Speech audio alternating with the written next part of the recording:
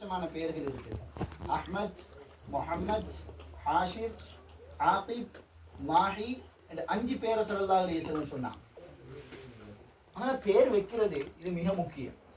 முஹம்மத் என்பது இது நபியோட பல விதத்துல சம்பந்தப்படுது. முஹம்மது என்ற புகழப்பட்டவர், புகழுக்குரியவர். ஹம்த், கியாமத்துடைய நாளில் நபி அவர்களுடைய கையில லிவாஉல் ஹம்த் என்று சொல்லக்கூடிய புகழுக்குரிய கொடி இருக்கும். அல்லாஹ் கியாமத்துடைய நாளில் நபி அவர்களுக்கு ஒரு அந்தஸ்தை கொடுப்பான்.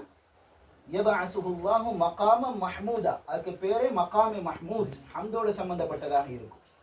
நபி ஸல்லல்லாஹு அலைஹி வஸல்லம் அவர்களுடைய சிஃபத்தை பூசீரி ரஹ்மத்துல்லாஹி அலைஹி அவங்க பாடும் பொழுது யஹ்மதுஹு அல் அவ்வலூன வ ஆகிரூன், ஆரம்பமானவர்கள் கடைசியானவர்கள் அத்தனை பேரும் புகழுவாங்க. ஹம்த் சொர்க்கவாசிகளுடைய அந்த வார்த்தையும் சொர்க்கத்துக்குள்ள நுழைஞ்சடிக்கே வகாலுல் ஹம்துலில்லாஹி அல்லதி, அல்லாஹ்வை புகழுவாங்க. ஒரு ஹம்துடைய பெயர் இது உண்மையிலே பெயர் வாழ்க்கையில பிரதிபலிக்கும். புகாரி ஷரீஃப்ல ரிவாயத் இருக்குது. சயீத் பின் முஸையிப் ரஹ்மத்துல்லாஹி அலைஹி அவரே அபூ ஹுரைரா ரலியல்லாஹு அன்ஹு மர்மம், அவங்களோட வாப்பா முஸையிப் நபி ஸல்லல்லாஹு அலைஹி வஸல்லம் அவர்களிடத்துல இஸ்லாத்தை ஏற்றார். முஸையிபுடைய வாப்பா ஹுஸ்ன், அவர் நபி ஸல்லல்லாஹு அலைஹி வஸல்லம் அவர்களிடத்துல இஸ்லாத்தை ஏற்றார். ஹுஸ்ன் அப்ப நபி ஸல்லல்லாஹு அலைஹி வஸல்லம் அவங்க எப்பயும் பிழையான அர்த்தம் இருந்தா பேரை சரி செய்வாங்க. அப்ப கேட்டாங்க ஹுஸ்ன் என்பவர்கிட்ட, உங்களோட பேர் என்ன? சொன்னாங்க, என் பேர் ஹுஸ்ன். ஹுஸ்ன் என்ற என்ன அர்த்தம்? கவலை. நபி ஸல்லல்லாஹு அலைஹி வஸல்லம் அவங்க சொன்னாங்க, நீங்க பல் அந்த சஹிலுன், ஹுஸ்ன நீங்க சஹில் என்று மாத்துங்க. ஹுஸ்ன் என்ற கவலை, சஹில் என்ற சந்தோஷம், இப்படி மாத்துங்கன்றாங்க ஸல்லல்லாஹு அலைஹி வஸல்லம். அவர் சொன்னாரு, ஏண்ட வாப்ப எனக்கு வச்ச பேரை நான் மாத்த மாட்டேன்னுட்டான். அவர் ஹுஸ்ன் என்றே வச்சாரு. அவர்கிட்ட பேரை குழந்த சயீத் என்பவர் சொல்றாரு, நபி அவங்க அந்த பேரை மாத்தியும் அவர் மாத்தாததனுடைய விளைவு என்ற நான் பேரனா இருக்கிறேன், இன்னும் எங்களோட குடும்பத்துக்குள்ள கவலைகள் இருந்து கொண்டே இருக்கும். அதனால பேருக்கு பெரிய தாக்கம் இருக்குது. நல்ல பேர்களை பார்த்து வைக்க. சமீபத்துல பலங்குடையில் ஒரு புள்ள இப்ப 15-16 வயதாகுது. ஹாஸ்பிட்டலும் கையுமா தான் இருந்தது. அப்போ ஒரு ஆலிம் கிட்ட அவங்க போய் பேசக்குள்ள அந்த ஆலிம் பேரை கேட்டாங்க. பேர் என்னண்டா பிள்ளையோட இம்திஹானா, இம்திஹானாண்டா சோதனை. சொன்னாங்க, நீங்க பேரை மாத்துங்கன்னு சொல்லி அல்ஹம்துலில்லாஹ் பேரை மாத்தினாங்க. இப்ப அல்லாஹ் அந்த குழந்தைகளுக்கு பெரிய ஆஃபியத்தை கொடுத்திருக்கிறான். பேர்ல அந்த தாக்கம் இருக்குது. அதனால ஒரு பேரை வைக்கிறதுனால தஃபாஉல் சொல்லுவாங்க. தஃபாஉல் அரபுல அதன் மூலமாக பலர்கள் அந்த பேரை கூப்பிட கூப்பிட கூப்பிட அதுல ஹைர்கள் உருவாகும், நலவுகள் உருவாகும். ஒரு குழந்தைக்குரிய நலவுக்கு 2 வழி இருக்குது. ஒன்று பேரோட சம்பந்தப்பட்டது, அந்த குழந்தையுடைய வளர்ப்போட சம்பந்தப்பட்டது. ஒரு குழந்தையுடைய வாழ்க்கை சிறப்பாக ஆகணும்னு சொன்னா அந்த குழந்தையுடைய வளர்ப்பு சம்பந்தப்பட்டது. பேரோட வளர்ப்பு, வளர்ப்புல குழந்தைக்கு இல்ம கொடுக்கிறது, மார்க்க இல்ம கொடுக்கிறது, ஒழுக்கத்தை கொடுக்கிறது. பெற்றோர்களால கொடுக்க முடியுமானதுல இதுதான் ஆக பெரிய விஷயம். 2வது, ஒரு குழந்தையுடைய வாழ்க்கையில சந்தோஷம் எதுல இருக்குதுன்னா, பெற்றோர்களுடைய அந்த வாழ்க்கையோட முறை குழந்தை எதை பார்ப்பாங்களோ அதுதான் அந்த குழந்தையுடைய வாழ்க்கையாக மாறப்போகுது. உம்மா வாப்போட விஷயத்துல 3 விஷயங்கள் உம்மா வாப்பா செய்யணும் சரியா. ஒன்று, ஒரு குழந்தையுடைய முன்னேற்றத்துக்கு உம்மாவும் வாப்பாவும் ரப்புடைய தொடர்பை சீராக்கி கொள்ளணும். தொழுகை, குர்ஆன் திலாவத், ஸலவாத்து, இஸ்திக்ஃபார், நல்ல இபாதத்துக்குள்ள அந்த இபாதத்துக்கள்ல உள்ள அந்த தொடர்பு குழந்தைகளோட வாழ்க்கையில பெரிய மாற்றத்தை ஏற்படுத்தும். அன்வர் ஷா காஷ்மீரி ரஹ்மத்துல்லாஹி அலைஹி அவங்க மிகப்பெரிய ஆலிம், பெரும் கிதாபுகள் எழுதி இருக்கிறாங்க. அல்ல அவங்களுக்கு கொடுத்த மனசக்தி எல்லாம் ஆச்சரியம். அவங்களே ஒரு இடத்துல கிதாபுல எழுதுறாங்க, நான் ஒரு விஷயத்த நடந்து கொண்டு படிச்சேன்னா எனக்கு கிட்டத்தட்ட என் அனுபவம் 35 வருஷம் பாடம் நிற்கும். அதே ஒரு இடத்துல உட்கார்ந்து படிச்சேன்னா வாழ்க்கையில மறக்காது. அவ்வளவு பெரிய மனசக்தியை கொடுத்திருந்தேன். அப்ப அவங்க உம்மா கிட்ட சொன்னாங்க, உம்மா நான் அடிக்கடி நபி ஸல்லல்லாஹு அலைஹி வஸல்லம் அவங்கள கனவுல காண்றேன்னுடா, கனவுல பாக்குறேன். உம்மா சொன்னாரு, மகனே இதுல எனக்கு தான் பங்கு இருக்குது என்றான், எனக்கு தான் கூடுதலான பங்கு. எப்படி அது? அப்பதான் சொன்னாங்க அந்த உம்மா, மகனே உன்னை பெத்த நாள்ல இருந்து எப்பெல்லாம் உனக்கு பால் தர ஆரம்பிப்பேனோ நபி ஸல்லல்லாஹு அலைஹி வஸல்லம் அவர்களின் மீது ஸலவாத்து சொல்லி சொல்லித்தான் பால் ஊட்டுவேன். அதோட பிரதிபலிப்பு தான் இந்த நிலைமை. வேண்டாம். சமீபத்துல சவுதியில ஒரு குழந்தை பிறந்துச்சு. அந்த குழந்தை 4 வயதுல ஹாஃபிதானாரு. குர்ஆனுடைய ஹாஃபிஸ். 4 வயது குர்ஆனுடைய ஹாஃபிஸ். ஆச்சரியமான குழந்தை. அந்த குழந்தைய பத்தி போட்டாங்க வலதுன் முஅஜிஸத்தன், ஒரு முஅஜிஸான குழந்தைண்டாம். 4 வயது குர்ஆன் பாடம். அவங்களோட உம்மா கிட்ட வாப்பா கிட்ட பேட்டி எடுக்கக்குள்ள அந்த உம்மா வாப்பா சொன்னாங்க, நாங்க வீட்டுக்குள்ள புள்ளகளை கூப்பிட்டு ஒரு மதரசா செய்யறோம், குர்ஆனை பாடமாக்கக்கூடிய சூழல் இருக்குது. வாப்பாவும் ஹாஃபிஸ், உம்மா ஹாஃபிஸா. அந்த குடும்பத்துல எத்தனையோ தலைமுறை பெண்கள் கூட ஹாஃபிஸாக்கள் தான். எனவே அந்த குர்ஆன் ஓதுறதனுடைய பரக்கத் அந்த குழந்தைக்குள்ளால் இவ்வளவு பெரிய மாற்றம் ஏற்பட்டிருக்கு. அதனால மிக முக்கியம் என்னண்டா, ரப்போடு உள்ள தொடர்பை சீராக்கணும்னா தொழுகிற விஷயத்துல, குர்ஆன் திலாவத்துடைய விஷயத்துல, ஜிக்ர் இஸ்திக்ஃபார் விஷயத்துல, அல்லாஹ் கிட்ட அழுகிற விஷயத்துல, இதுல முன்மாதிரியா இருக்கிற ஒரு விஷயம். இரண்டாவது, கணவன் மனைவியுடைய இணைப்பு உறுதியாக இருக்கணும். இது குழந்தையில பிரதிபலிக்கும். எந்த அளவுக்கு சொல்றாங்கண்டா, சின்ன புள்ள, பிறந்த புள்ள, இவங்களை வச்சுக்கொண்டு உம்மா அப்ப வீட்டுல சண்டை பிடிக்கிறேன்னு சொன்னா அது இந்த குழந்தையோட வாழ்க்கையில பெரிய ஒரு அசரை ஏற்படுத்துமா.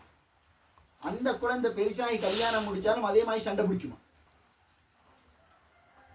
இது சாதாரண விஷயம் அல்ல, சாதாரண விஷயம் அல்ல. இதற்கு குர்ஆன் ஹதீஸ்ல நெருங்கிய ஆதாரம் இருக்குது, தொடர்பு இருக்குது. அதனால கணவன் மனைவியுடைய உறவு சீராகும். கணவன் மனைவியுடைய உறவு எப்படி அமையணும் என்றா, அது தியரி அடிப்படையில் அமையப்படாது. தியரி என்ன?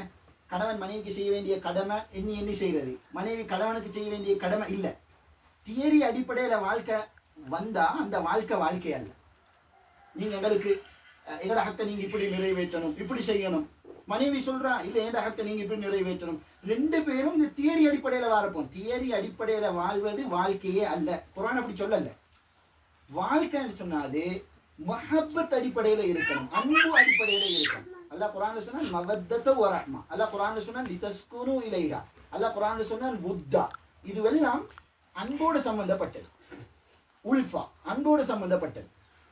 அதனால கணவன் மனைவிக்குள்ளால இயல்பான ஒரு அன்பு இருக்கணும், ஒரு அன்பு. ரசூலுல்லாஹி ஸல்லல்லாஹு அலைஹி வஸல்லம் அவர்களிடத்துல கேட்கப்பட்டது, உலகத்துல பெண்மணிகள் உங்களுக்காக விருப்பமானவை யாரு? நபி ஸல்லல்லாஹு அலைஹி வஸல்லம் சொன்னாங்க ஆயிஷாண்டாம். இது அன்பு. அந்த அன்பு அது வெளிப்படணும், என்னோட பேச்சில வெளிப்படணும். எப்பயும் மனைவிக்கு கணவன் சலாம் சொல்லணும், மனைவி கணவனுக்கு சலாம் சொல்லணும். நபி ஸல்லல்லாஹு அலைஹி வஸல்லம் சொன்னாங்க, அவலா அதுல்லுக்குமா அலா ஷைஇன் இதா ஃபஅல்துமூஹு தஹாபத்தும். நீங்க எப்பயும் முஹப்பத்தாக இருக்கக்கூடிய ஒரு அமலை சொல்லி தரட்டா, யாரு எங்களோட மிச்ச முஹப்பத்தா இருக்கணும்னு நாங்க விரும்புவோமோ அதுக்குரிய வழியை ரசூலுல்லாஹ் சொன்னாங்க. அஃஷுஸ் ஸலாம பைனக்கும், உங்களுக்கு மத்தியில சலாத்தை பரப்பிக் கொள்ளுங்கோண்டா. கணவன் மனைவிக்கு, மனைவி கணவனுக்கு அடிக்கடி சலாம் சொல்லணும், முழுமையான சலாம்.